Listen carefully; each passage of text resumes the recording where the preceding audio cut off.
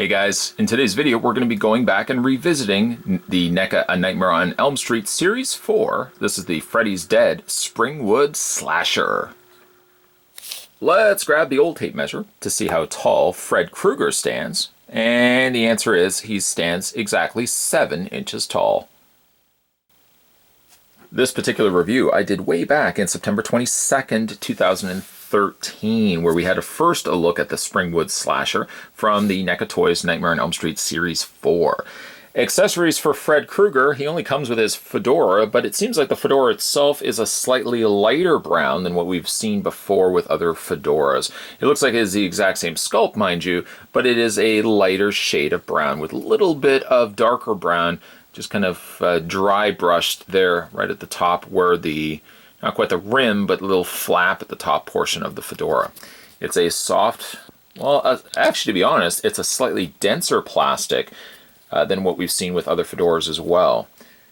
It can fit on his head technically, but to be all honest, A, it doesn't seem like it fits perfectly fine, and B, I think for the head sculpt and for Fred Krueger himself, I'd be more inclined to probably display him without the fedora. And probably what I did at the beginning of this review is find somehow the means to just have the fedora kind of in his hand, which is not the most successful of accomplishments. You kind of have to get the fedora slightly pinched in between his fingers to get him to properly hold it. And what I ended up doing was I kind of cheated. I had the fedora kind of sitting against his leg, in between his fingers and his leg to get him to properly hold it. For the rest of his body, there's really not much that's different between this and other Freddy releases. The torso is the same, the arms are the same, minus the hand, and the legs obviously are the exact same as well. There's some slight paint variations, but other than that, I mean, the figure itself is very much a clone to the other Freddy Kruegers.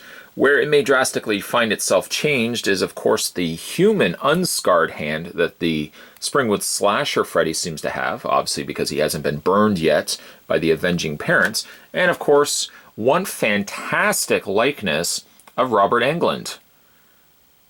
Just a fantastic looking sculpt.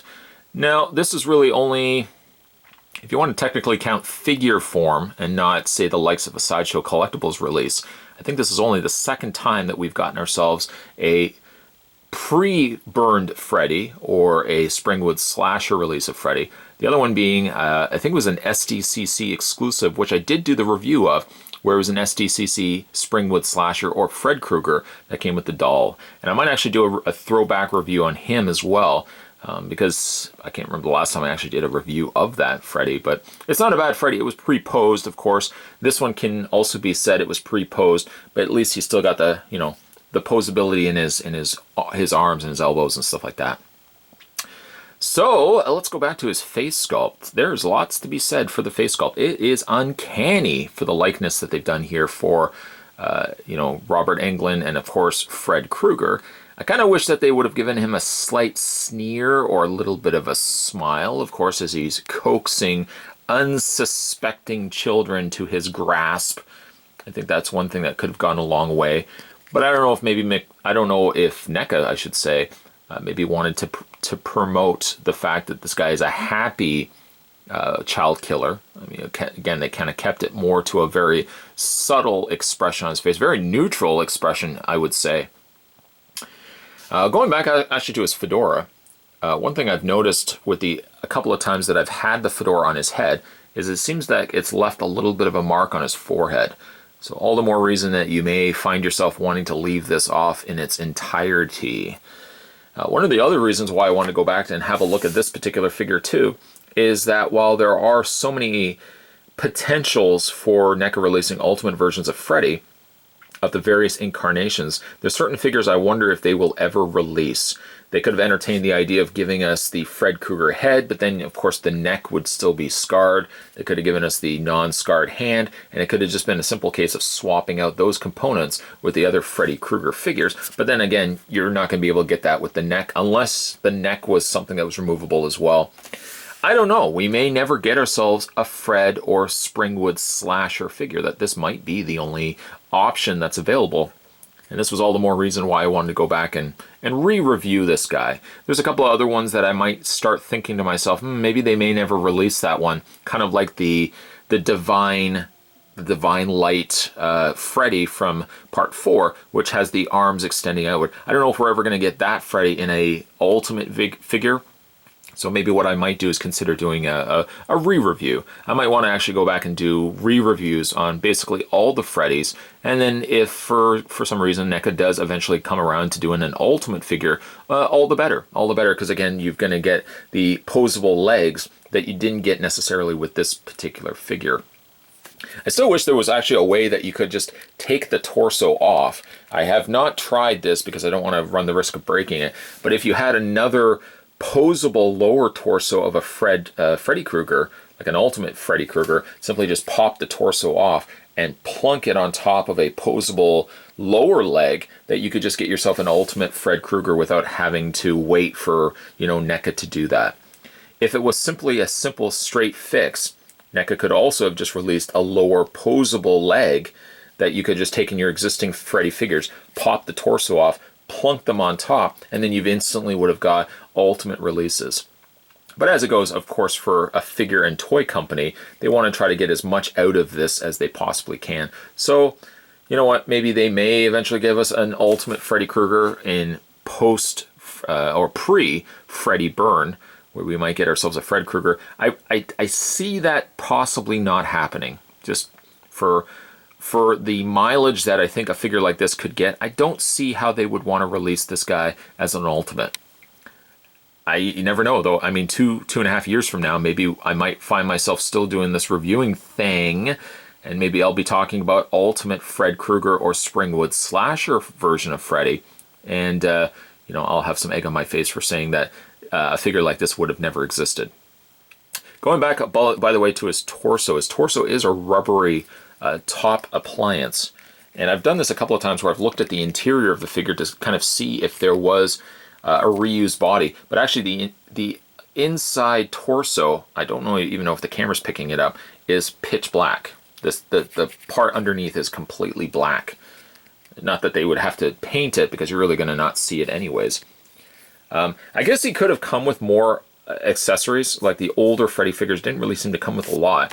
Of course, he does get his fedora, but maybe some dolls or some other things that they could have had included with it. Or maybe like little missing signs would have been also a nice touch, or like a scrapbook that he puts like little pictures of the missing children into. That would have been also a nice touch that they could have incorporated. But I'm overall pretty happy with how this figure turned out. Again, the glove looks quite good. You've got the scarring on each of the individual finger, the finger plates there. That looks quite good. It's slightly warped, just by the way I've packaged it away, so it's a little warped on some of the blades, but for the most part the hand has held up pretty good, and as well the glove on the hand has held up pretty good too. Again, some really great sculpt. Sleeves and the torso, all the little wrinkles, and you got like little tears down below. I feel like that hole should be used for something, and I can't for the life of me remember what that would have been used for, because it seems like it's such a very distinct hole, like it should be for something. Again, really great sculpt. I have absolutely no problems at all with the sculpt. If they simply just repackage this guy with better articulation on the lower leg, I don't think I would feel disappointed or cheated that they would just simply reuse the top torso. Because, I mean, if it ain't broke, don't fix it. There's nothing really wrong with this figure at all. Posability on this guy, let's go through that together. His head rotates all the way around, as well as he has the hinge up and down, because this is a ball joint happening after all. Universal joints on the shoulders, so they rotate outward, all the way rotation on the forearm, or full arm. For your forearm, he does have a bend in the elbow and a lower rotation going on there. He has a rotation also and a hinge on his individual hands. Upper torso ball joint. And as you could probably expect, they're making use of the lower sculpted legs on Freddy. So while they are pretty cool on the way that they're sculpted, you really can't do too much with the posability here. Lastly, a very, very brown pair of shoes adorning the bottom half of Freddy. But he does have a ball joint going on there. There's the underside of his feet. You can see that there are peg holes if you so happen to have a display stand.